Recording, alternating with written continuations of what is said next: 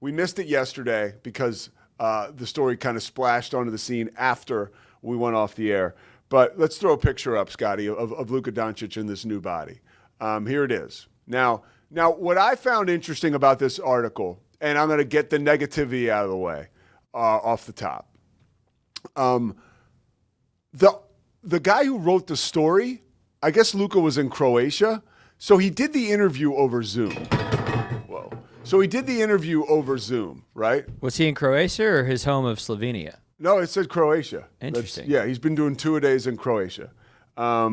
So the guy did the interview over Zoom, and credit to the author, he references it right away. Like, Luka, his arms looked toned like through the Zoom, something like that. So it was kind of like, I get it. Like, you're addressing it early, so you're not blowing smoke up our rear end, but that is kind of weak. If you're going to do a story about a guy's physical prowess and you're not even there in person, I know Croatia's a tough get. But that's a little sus. And these pictures, I would imagine they came from Luka. I can't be sure of that, but Nick Wright yesterday was saying, like, Scotty, do you think there's any, let me ask you, is there any AI element to any of this? No. Okay, I agree. I just wanted to get that out of the way. Okay, so we talk about Luka's body, okay? He says visually, my body just looks totally different. He said that on the record. And I think the one thing about this where you don't think it's smoke and mirrors is because we love Luka. He's done nothing to show us that he would be anything but straightforward, right? Now, how do we get here? That trade on February 1st was egregious. Something Scotty and I can still agree on to this day. Absolutely insane. And let's just go through Luka's last season, how we got to what is a very cushy bottom when you're making so much money and you're one of the best in the NBA. But it had the calf injury last year, right? Then the trade happens in February. Then he flat out, so he's crushed. His soul is crushed. Then he gets body shamed, like he does. Sorry, he does. By the Mavs, right? Their front office, and other people who are carrying water for the organization. And that was frustrating.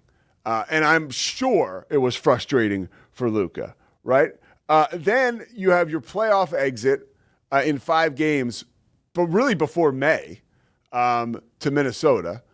And that was debilitating. And so you end up on First Take again every morning where everybody's talking about how defensively you're a traffic cone. Now, let's not lose sight of the fact that he averaged basically 30 points a game and 9 rebounds again last year. He's never played less than 60 games. So if this guy's going to get better, it's going to be terrifying.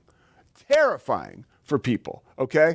Now, I would think basketball-wise, right now, and I went over this months ago when we talked about Luka's strength. He has strength like a bull, period, right? He does. That's one of the reasons he's so effective.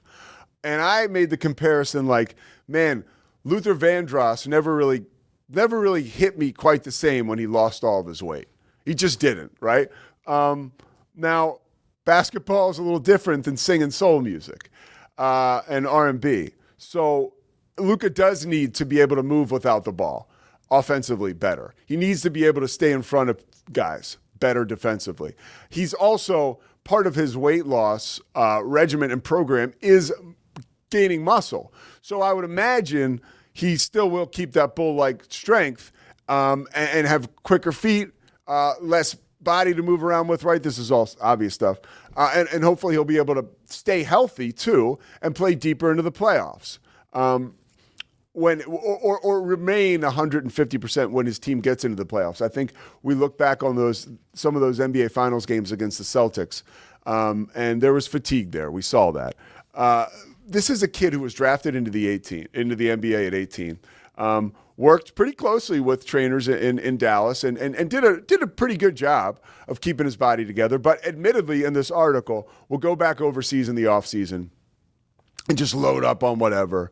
It's not necessarily the best diet you should follow. Now, we talked about the 2-a-days in Croatia. He is on a low-sugar diet, gluten-free. Some of the stuff this summer has included intermittent fasting. And I also look at this as, all of this stuff happened that I mentioned. The playoff exit was the last thing. And that was his bottom. And when he hit his bottom, he decided, I'm actually going to do something about it. In life, often what happens is something happens before something actually happens. What do I mean? Like, it takes something like seismic for human beings to make a change. That's a fact. That was me when I stopped drinking. Like, I had hit this like hardcore bottom where it was like I had to make a change. I was desperate, right?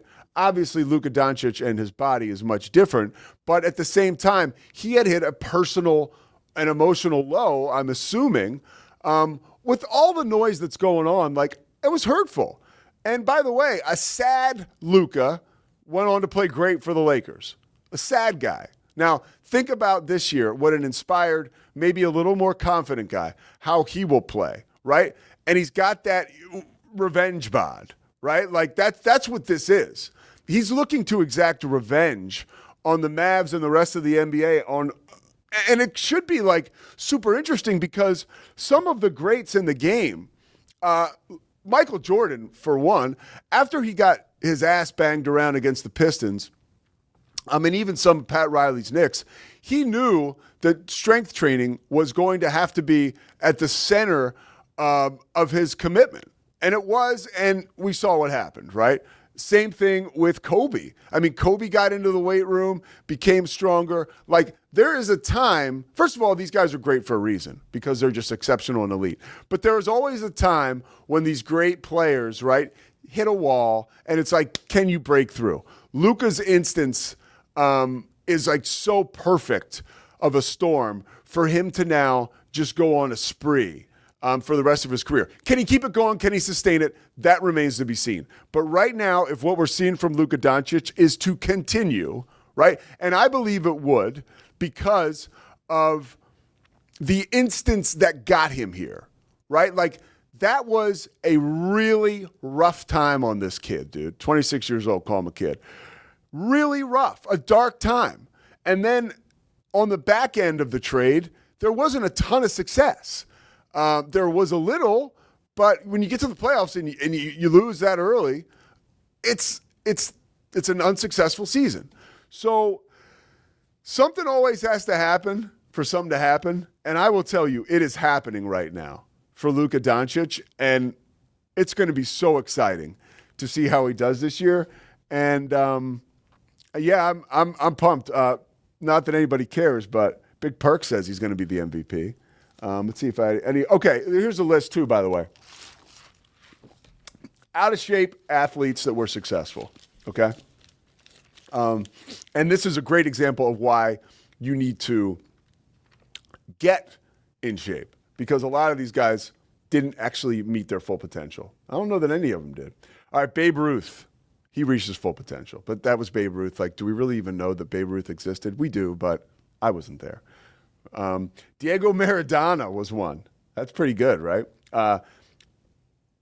Donovan McNabb, yeah, for sure. We talked about him yesterday. Miguel Cabrera is a good one. I always felt like he was out of shape. Now, when I was a kid, John Kruk was a Philly. He was definitely always out of shape, but he was extremely productive, and I'm not sure baseball matters. Sean Kemp became terribly overweight and out of shape, and that was a bummer. These are just some of the all-time greats. Did I mention Shaq? Shaq did not reach his full potential. Much as you love him, he didn't. And John Daly's another one on the golf course. Those were just off the top of my head. You don't want to be in that category. You just don't, unless you're Babe Ruth. So I think Luka is working his way out of that. I think he has already. And I'm stoked to see what he has for us next season.